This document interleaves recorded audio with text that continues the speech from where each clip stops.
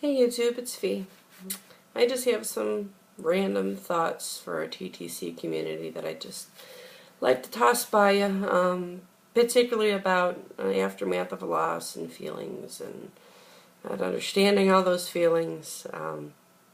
Just looking for some feedback, really. I wouldn't consider myself a control freak, but when it comes to my own body and my own feelings, I guess I am. But I don't think that's too odd. Not asking for too much there, trying to be in control of my own emotions. I just hate the feeling of not being able to guide myself in another direction emotionally. Easily, at least.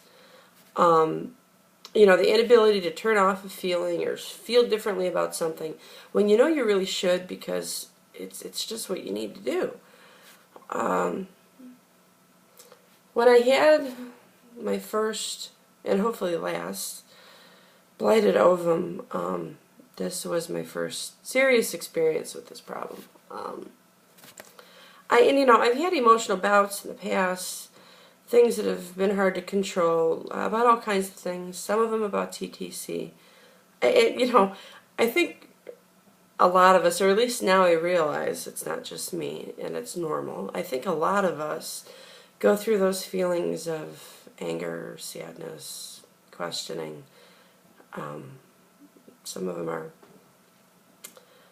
hard to control, like, when you see someone who can seemingly get pregnant just by looking at them funny, and you can understand why you can't be one of those people. But I think I'm talking more about feelings that go on for days on end and you just can't seem to shake them. You bury them, but you know they're still there, and they keep coming back.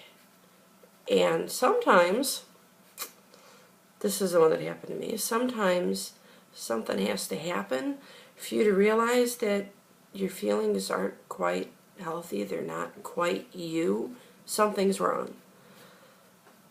Here's my example is when I went in for a DNC for my blighted ovum.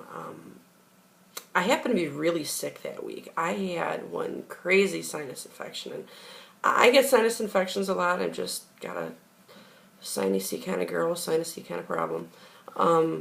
This one was really bad though, and it was paired with asthma. And they ended up having to put me under with all of that for the DNC because despite their better judgments, they just felt that the risk of infection from the blighted ovum far outweighed the risks of having surgery when you're sick. So it was scary. I mean, I couldn't breathe at all. All of this was stuffed up. Everything was just all ooey and gooey and nasty. And I woke up coughing, which was a little scary. But, a few days after that procedure, I realized that the sinus infection appeared to be getting better, but the asthma and the mucusy stuff, it just wasn't completely going away. So back to the doctor I go, and this was a different doctor than the OB. And this doctor had actually been on vacation the week of the DNC. I had went in 5-6 days prior to the DNC to get some antibiotics for the sinus infection, hoping that it was going to help. So I actually didn't see my normal doctor because she was on vacation. So when I went in, she had no clue about any of this. She didn't know any of the particularities. She didn't know any of the stuff that I was really going through. So I've had this doctor long enough, and she knows me well enough to know that something was just not right when I came in. Something was off. So she wanted to know what was wrong, and she made me go through the whole story. And right in the middle of it, I have this gigantic coughing fit. This coughing fit with asthma, and I couldn't breathe, and it came out of nowhere. It was a really, really bad one. And she concluded that it was the stress. The inability to calm down was just making the asthma worse and not go away. And typically I don't have asthma. I only get asthma when I have an infection. And once the infection is cured, normally the asthma's gone. In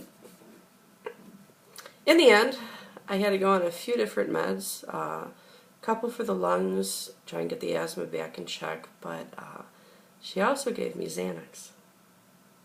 Now that's an anti-anxiety drug for those of you that may not be familiar with it. And, you know, I've had friends who have needed help with anxiety, who have needed, you know, happy pills, who have needed some professional help. I've had some friends that have needed all three. And you know what? I don't have any problems with this. I'm fine with all of that. I've always said, and I really believe this, there is no shame in asking for help. There is only shame in not asking for help and knowing that you need it. Because you're the one that's suffering. So, you know, who cares what the rest of the world may or may not think? Turn off the predisposition to that kind of help and just get what you need. That's what I've always said.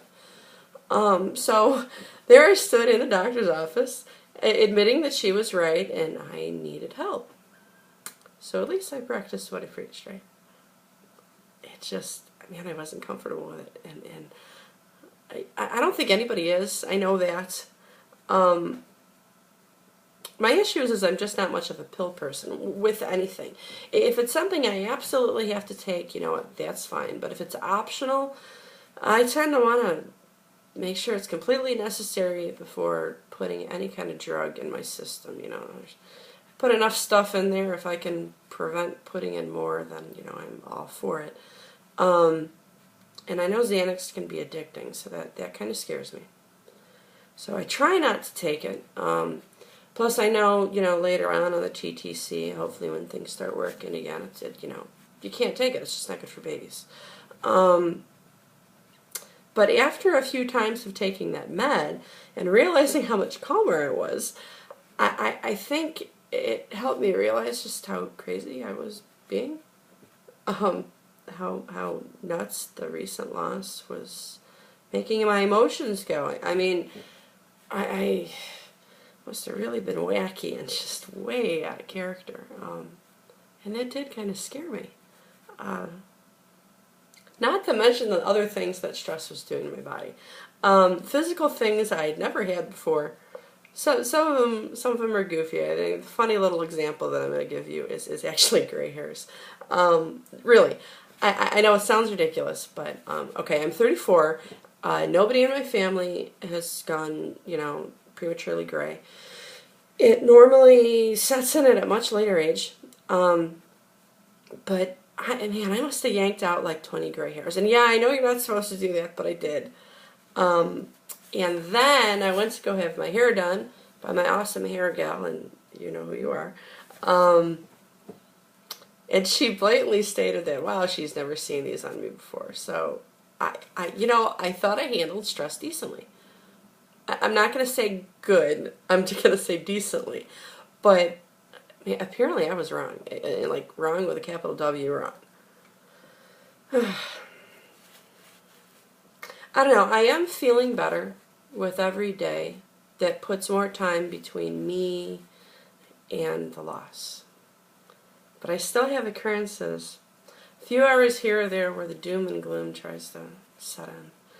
And, you know, I shake it off as best as I can. But I'm assuming, you know, in the future I may have a whole day or half a day where it gets to me. And I've heard that before. It hasn't happened yet, but I'm preparing myself.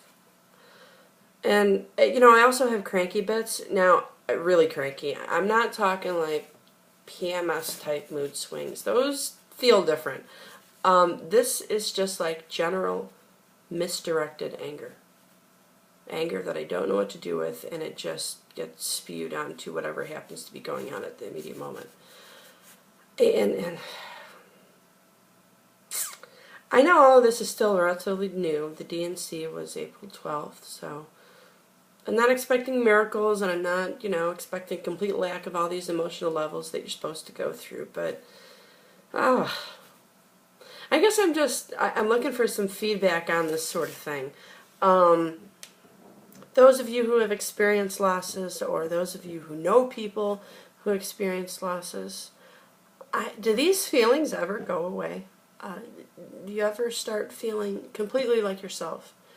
Does time truly heal? Or is this like an ongoing battle?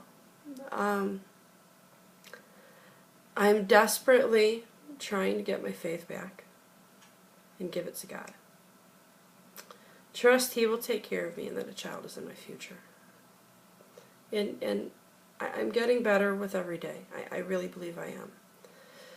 But man, that closet control freak keeps popping out when I least expect her. I wish she'd just stay in there, like trapped behind the coats or the brooms or something. I don't know. Let me know if any of you have one of these pesky little critters too. Talk to you later.